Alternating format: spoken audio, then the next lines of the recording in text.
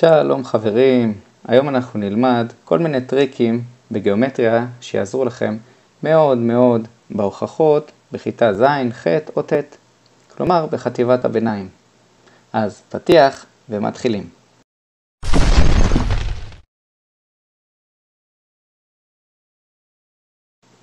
אז למעשה למה מתכוונים כשנתון לנו משולש ושוקיים? למשל כמו בסרטוט הבא, אם AB שווה ל-AC כנתון, זה לא כל כך משנה לנו. מה שכן משנה לנו, ברוב המקרים, זה שזוויות הבסיס שוות במשולש שווה שוקיים. וכנראה הפתרון של אותו תרגיל קשור לזוויות הבסיס השוות. בואו נראה דוגמה נוספת. למה מתכוונים כשנתון לנו משולש שווה צלעות? כלומר, כמו במקרה הזה, AB שווה ל-BC שווה ל-AC, זה הנתון, פחות משנה לנו בדרך כלל הצלעות עצמן, אלא שהזוויות כולן שוות. אבל לא סתם שוות, כי במשולש שווה צלעות, כל זווית בת 60 מעלות. הרי סכום הזוויות במשולש הוא 180. אז זכרו, כשיש לכם משולש שווה צלעות, כנראה שהשאלה עצמה תהיה קשורה לגודל הזווית. והמסקנה שכל זווית היא 60 מעלות, אכן תעזור לנו בפתרון הבעיה. למה מתכוונים כשנתונים לנו ישרים מקבילים? הרי ישרים מקבילים לכשעצמם לא ממש מעניינים אותנו, חוץ מזה שהם לא נפגשים לעולם. הדבר היחיד שכן מעניין אותנו, זה הזוויות שנוצרות בין הישרים המקבילים. כלומר, יש לנו 3 סוגים. זוויות מתחלפות.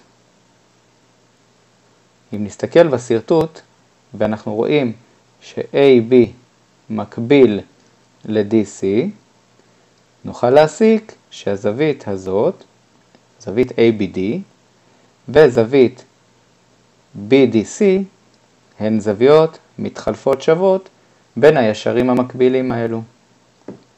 נוכל גם לראות שנתון לנו ש-AD מקביל ל-BC, ולכן הזווית ADB וזווית DBC גם הן מתחלפות בין הישרים המקבילים האלה.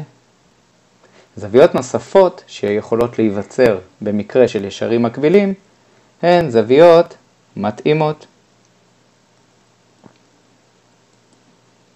זוויות מתאימות כדוגמת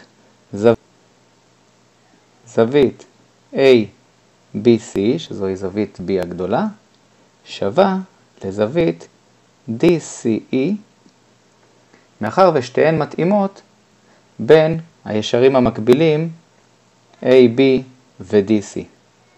זוויות נוספות שנוצרות לנו בין ישרים מקבילים, אלו זוויות חד צדדיות, שהן לא שוות, אלא הן משלימות ל-180 מעלות. מה הן זוויות חד צדדיות?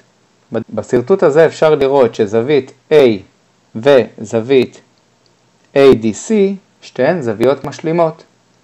אם למשל זווית A תהיה לנו 110 מעלות, הזווית ADC תשלים אותה ל-180, כלומר היא תהיה 70 מעלות. אז זכרו, כשנתונים ישרים מקבילים, מה שבאמת מעניין אותנו זה הזוויות הנוצרות ביניהם. כשנתון לנו ריבוע עם האלכסונים שלו, כדוגמה בסרטוט הזה, משהו יפה קורה שם. הרי אנחנו יודעים שכל זוויות הריבוע הן 90 מעלות.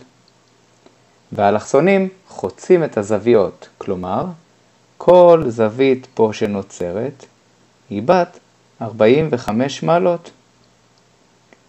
אז כשנתון לנו ריבוע, לא באמת אכפת לנו מהמילה ריבוע. מעניין אותנו יותר מהזוויות הנוצרות. כל זווית היא בת 45 מעלות. כשנתון לנו משולש ישר זווית, למה מתכוונים? אז כשאנחנו מתחילים ללמוד על משולש ישר זווית, כלומר בכיתה ז' ובכיתה ח', אנחנו בעיקר צריכים את הנתון שנוצרת לנו זווית של 90 מעלות, כדוגמת זווית B שבסרטוט. אבל בכיתה ט' מתווספים לנו כמה משפטים נוספים על ישר זווית. הדבר הראשון זה משפט פיתגורס. אם מקבלים משולש ישר זווית, צריך לחשוב שאולי יהיה מדובר בפיתגורס. דבר נוסף שיכול להיווצר במשולש ישר זווית, כאשר נתונה לנו זווית אחת בת 30 מעלות, יש משפט שנקרא משפט 30, 60, 90. ובמשפט כזה, מה אנחנו יודעים? שהצלע שמול ה-30 מעלות תהיה שווה למחצית היתר. היתר זה הצלע שמול הזווית הגדולה מול ה-90 מעלות. כלומר, אם BC, צלע BC, תהיה לנו 5 סנטימטרים, אז AC שהוא היתר, הוא מול ה-90 מעלות, יהיה שווה ל10 סנטימטרים. אני אחזור על זה. המשפט אומר שבמשולש ישר זווית, הצלע שמול ה-30 מעלות, כדוגמת BC, שווה למחצית היתר. אם היתר הוא 10 סנטימטרים, אז הצלע עצמה שמול ה-30, 5 סנטימטרים. משפט נוסף שיכול להיווצר לנו, שזה בעיקר בכיתה ט', הוא המשפט של התיכון ליתר.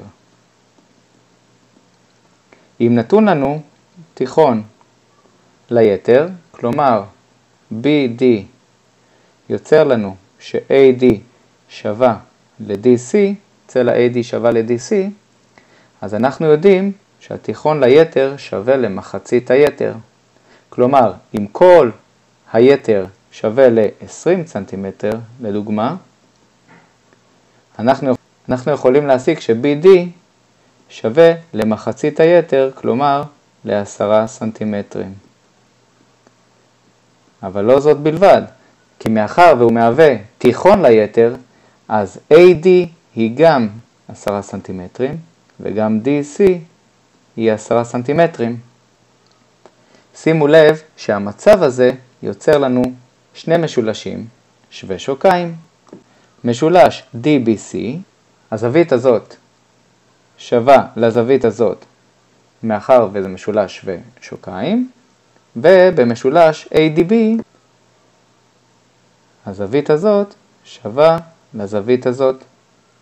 אז כשמדובר לנו במשולש ישר זווית עם תיכון ליתר, מעבר להיותו מחצית מהיתר, התיכון, נוצרים לנו גם שני משולשים שווי שוקיים. אז שימו לב חברים, כשנתון לנו כל מיני דברים בבעיות בגיאומטריה, עלינו להסיק הרבה דברים אחרים המשתמעים מכך. פה הראיתי כמה טריקים, בהמשך אני אעלה סרטונים נוספים לרמות הגבוהות יותר. אז הצטרפו אליי לערוץ ושיהיה לכם אחלה יום.